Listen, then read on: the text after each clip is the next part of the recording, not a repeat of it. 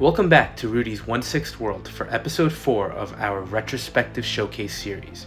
And today we're taking a look at some older figures released by Hot Toys from the original classic Predator movie, starring Arnold Schwarzenegger. And given the resurgent interest in the series, it seemed like an appropriate time to do just that. So over the next few days, I'll be doing a series of videos covering some of the figures I own from this franchise, and I'll give you some thoughts not just on the figures, but on the characters and their respective movies. So let's dive in and take a look at Major Allen, Dutch Schaefer, and Private Billy Soul, although I don't recall that the movie ever explicitly spelled out Billy's last name or rank. So while I have some poses going on in the background, it'll be nice to touch on the history of these guys, and starting with Dutch, I think this may have been one of the original licensed Arnold sculpts that Hot Toys created. They had previously released a T-800 with a totally destroyed face, revealing the endoskeleton below. And they did that because they didn't have the likeness rights for Arnold, so this, I believe, was the first time we got the official Arnold sculpt from them.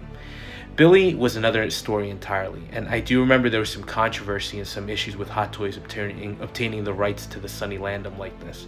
And unfortunately, as a result, we ended up with a heavily camouflaged sculpt, which was a shame because they did tease the screen-accurate sculpt, and it looked incredible.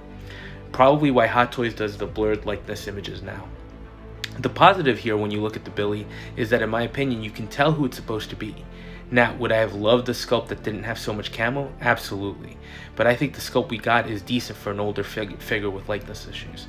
I don't know if anyone ever tried to repaint it, but I think if you did, you'd find that there's a pretty good likeness to the character from the movie here. So let's go back to Dutch, and let's note that this was an older figure coming out around 2009, so clearly there have been a ton of improvements in the 6-scale world since then, but this remains one of the favorite figures in my collection, and as mentioned previously, it's a really good likeness to Arnold from the movie. The texturing on the sculpt is great, hair is really well detailed, with the only issue being the eyes. Hot Toys hadn't quite gotten the lifelike look for the eyes, so that's missing here, but I think the sculpt still holds up remarkably well for an older figure. Looking at the accessories, and just note that I do have some of the pieces on their kit already, so I tried to remove as many pieces as possible to showcase what they each came with without damaging the uniforms since they are older. So Dutch came with grenades that got put on his chest rig, 2 knives, one that goes on his belt, the other a bigger machete that he wraps around his leg, which he uses during the raid on the guerrilla camp in the movie. He does come with a sidearm, and I remember when this came out there was some debate regarding the accuracy of the pistol and if it was the right model, but I don't remember them ever using their sidearms in the movie. The only time Arnold reaches for it is after he's fallen over the cliff into the river and he's on the riverbank and sees the Predator emerging from the water. In that instance, the gun, when he reaches for it, the gun is already gone, having slipped out of the holster, so we never really get a good look at it. Now, this one is a little dated and is a single piece of molded plastic with no slide action, but it does have the removable clip. So with 6-scale figures, there's a lot more movement now with these pieces. The highlight of his gear, though, for me has to be the M16 with the grenade launcher. It's easy to forget sometimes that Hot Toys actually started, like a lot of companies, with military figures. So here I think the rifle benefits from that experience, and it's got some great paint applications and texturing, and it looks screen accurate with the more square handguard at the front of the rifle. So nicely done here, and it even includes some text on the side, so overall great detailing. Also, the last accessory he came with, for the base version at least, was a cigar. It's a really small piece, so you gotta be careful not to lose it, and I'm surprised I still have it. But it's nice and goes well with Dutch and Arnold in general, who we know is a huge cigar aficionado. And he comes with a specific hand, the only extra hand actually that we're getting with this figure, to allow him to hold the cigar. Now, Sideshow did have a special edition version. Yes, they were doing this even back in 2009, and it was the headset that he uses in the helicopters the team heads to the drop-off zone. I think it's actually the same one we're getting with Yelena from the Black Widow movie. I did miss out on that one, unfortunately, although I was never that upset, as I just can't imagine ever displaying him with that headset on. For Billy, he comes with his hat, pistol and a shoulder harness, machete and combat knife, and I think they're pretty much the same knives that Dutch came with. He does come with some canteens that I still have on the figure, a grenade, and his M16 with a shotgun. Like with Dutch, the M16 is really the highlight here. It's nicely detailed and has the screen accurate, more standard M16 handguard, and with the underslung shotgun. The shotgun is also nice in that it does have some movement and it has the pump action, which is nice. The guns and the handgun and the knives are, like I mentioned, exactly identical accessories to those that came with Dutch. One interesting thing here is for the machete on the chest rig for Billy. Hot Toys actually gave you tape, so you had to affix the sheath and the knife to the chest rig yourself. So it's definitely more in line with military figures where some assembly was required. Now in my case, the tape has definitely lost the adhesive quality, so I do have to fix that at some point. Now let's look at their uniforms, and I think both are very screen accurate. Dutch comes with his tan jacket, which you can remove, although I won't be doing that as his shirt is nicely tucked in, and I'm worried I'll damage the figure with manhandling it. He also does include his utility harness, a camo tank top under the tan jacket, and camo pants, as well as an older style combat boot that has some good detailing and color applications.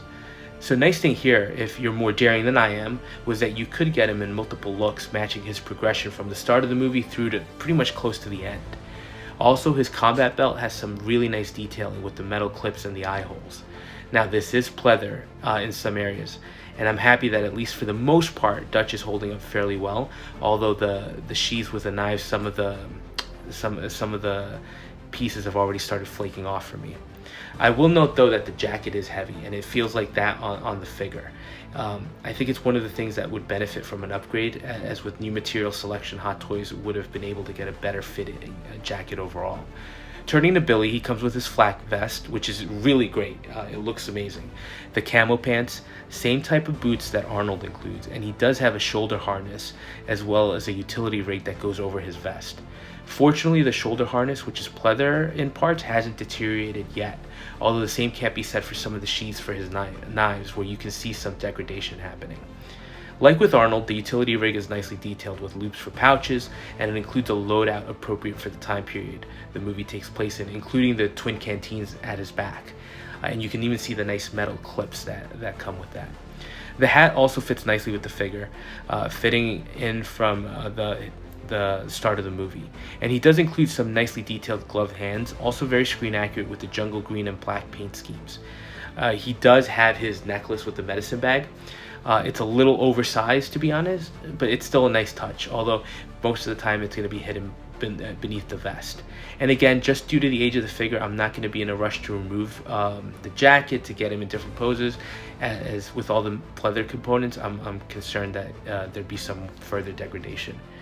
The one thing here is this is Billy's look from the middle portion of the movie after they raided the guerrilla camp.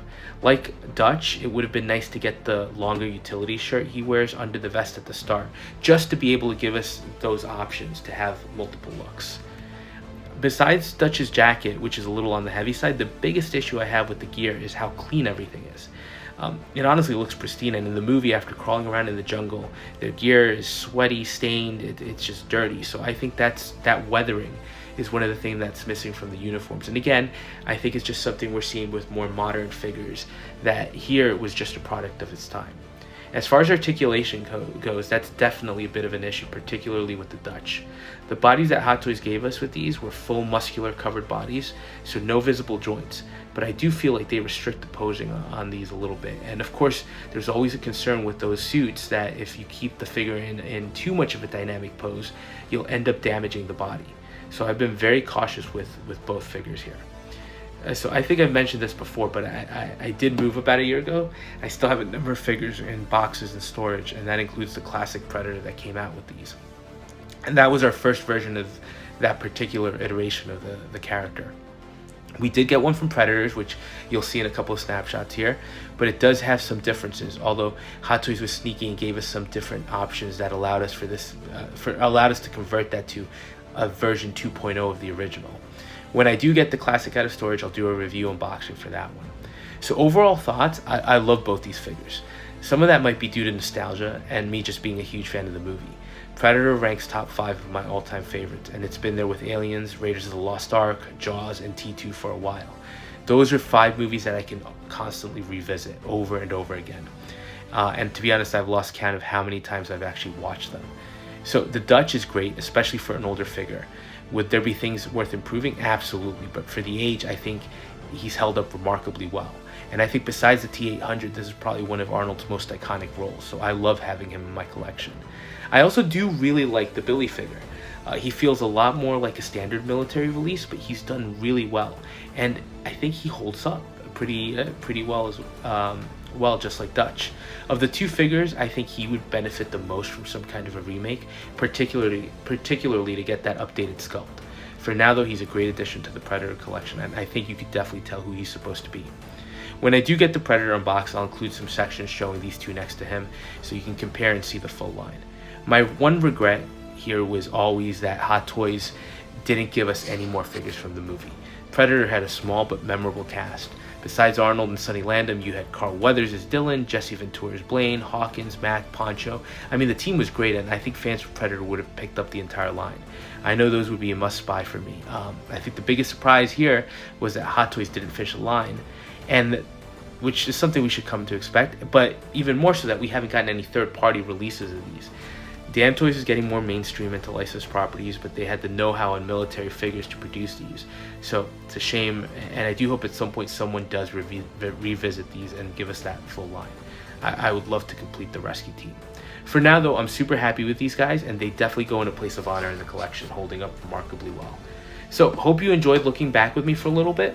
The next retrospective will probably be the human figures from Predators with Royce and Noland, and then I'll probably jump into the rival clan of Predators from Predators, and I'll cap the retrospective off with the classic Pred from the same movie. Along with the Predators from the original, I also do have some of the Lost Predators in storage and the Elder Predator from AVP, the original, so I'll do a full showcase on those at some point. Again, hope you enjoyed. Let me know if you think these still hold up well, and if you're so inclined, please go ahead and like, comment, and subscribe, and we'll touch base on the next video.